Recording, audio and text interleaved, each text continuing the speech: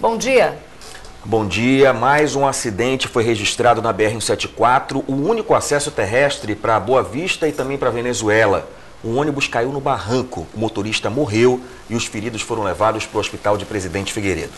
Ontem aconteceram 2 acidentes no trecho da rodovia que desabou por causa da chuva, deixando várias cidades isoladas. 2 carros bateram e um caminhão tombou. Máquinas trabalharam durante toda a noite para liberar o local. Por telefone, o repórter Leandro Guedes tem informações.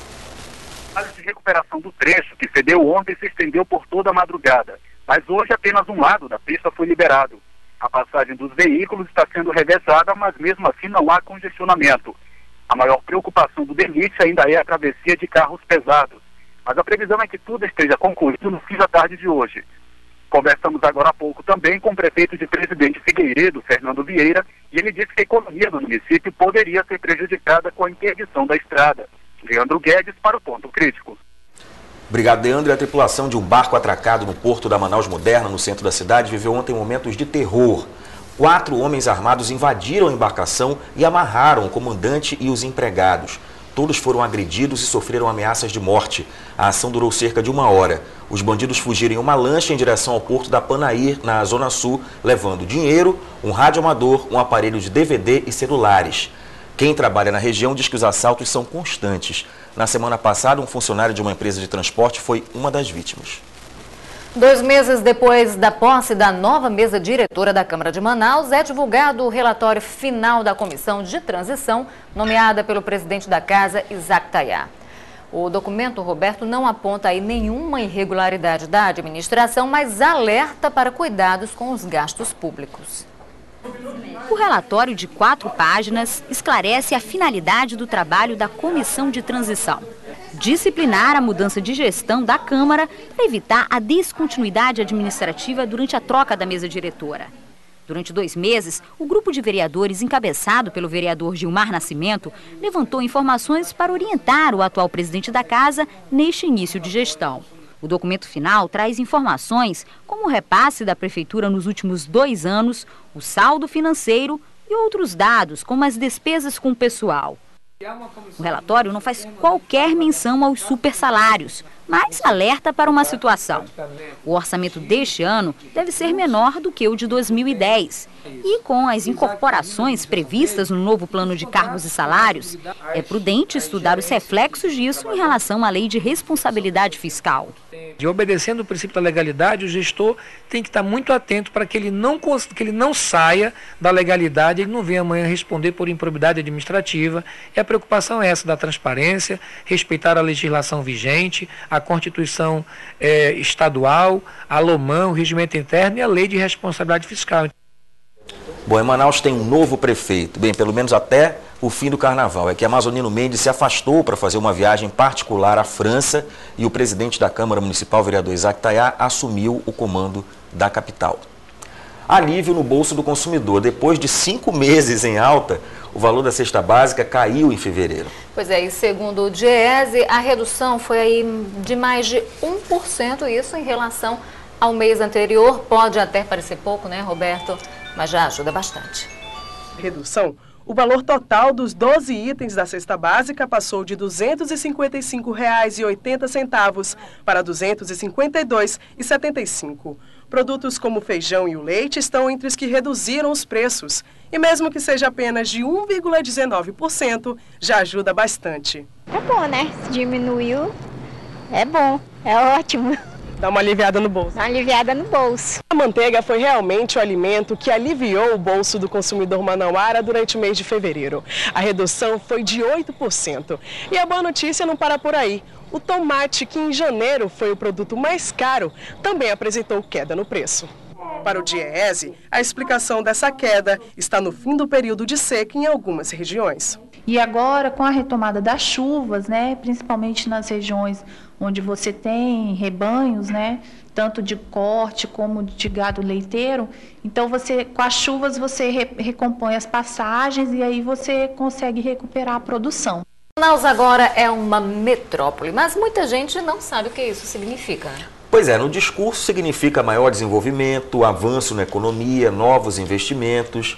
Mas será que na prática também é assim? Com mais de 2 milhões de habitantes e uma área de mais de 127 mil quilômetros quadrados, território maior que a Bélgica, a Suíça e a Holanda juntas, a região metropolitana de Manaus é uma das maiores em extensão geográfica do mundo. Ao todo, 13 municípios amazonenses integram essa região: Manaus, Presidente Figueiredo, Rio Preto da Eva, Itacoatiara, Iranduba, Manacapuru, Novo Airão, Careiro da Várzea, Manaquiri, Careiro Castanho, Altazes, Itapiranga e Silves. Juntos, esses municípios detêm cerca de 95% do PIB do estado.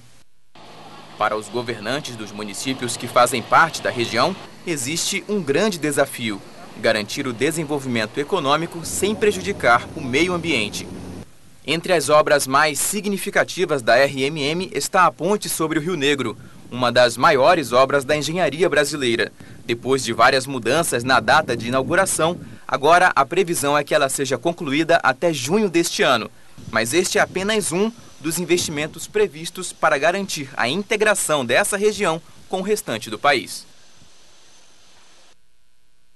Pois é, no papel é uma coisa, né? Na prática é outra, completamente diferente. E é preciso saber, de fato, o que mudou aqui, né, com essa região metropolitana, né, Roberto? Pois é, será que existe uma integração entre os municípios? Eles ficam economicamente mais fortes?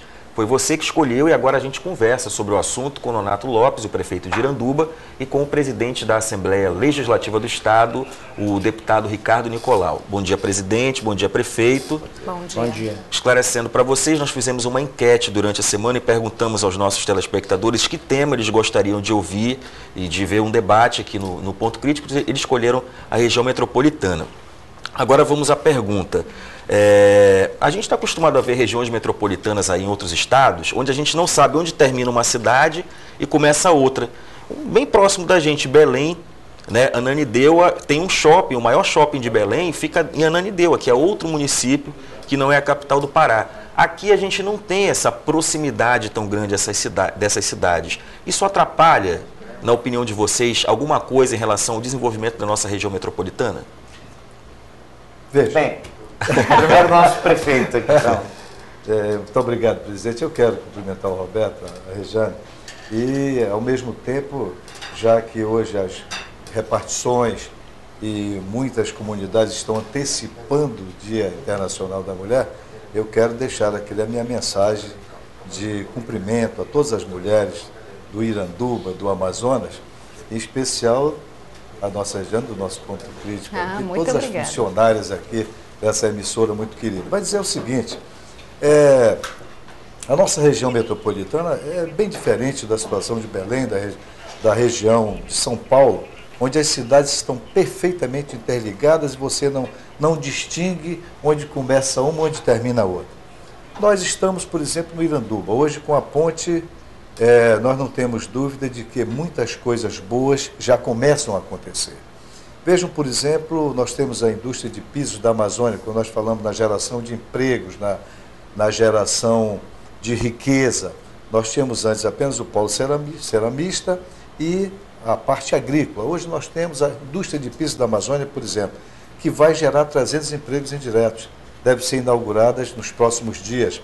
Nós temos aí a indústria de beneficiamento de borracha, que vai gerar algumas centenas de empregos lá no Iranduba, muitos em Manaus, através da Levorim, que vai utilizar a borracha beneficiada no Iranduba e vai fabricar pneus para motocicleta e bicicleta aqui em Manaus. Então já há uma integração.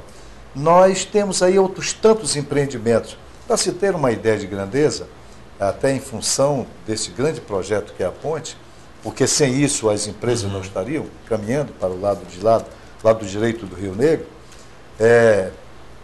nós temos aí uma coisa extraordinária, que é exatamente o distrito industrial de Iranduba, que vai ser centralizado nas proximidades do duto principal do gasoduto, que vai gerar centenas e centenas de empregos, e isso vai ser uma coisa extraordinária.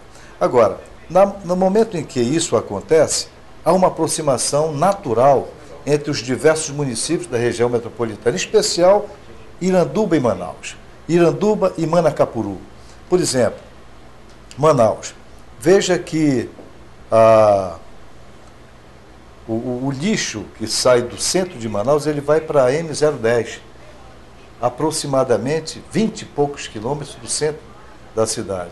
Se nós pegarmos aqui Glória, São Raimundo, Compensa, São Jorge, em 10 minutos você chega no Iranduba, no Cacau Pereira, e nós temos áreas imensas que podemos fazer um aterro sanitário celular, ou até, há uma ideia do prefeito Amazonino Mendes, de uma usinagem, aproveitando todo o lixo, e já há na Alemanha, já há na Espanha, até a fabricação, você tira do lixo e consegue produzir diesel. Quer dizer, através de um projeto gigantesco de usinagem, que seria muito importante nessa região de Iranduba e Manaus, onde haveria essa parceria muito interessante.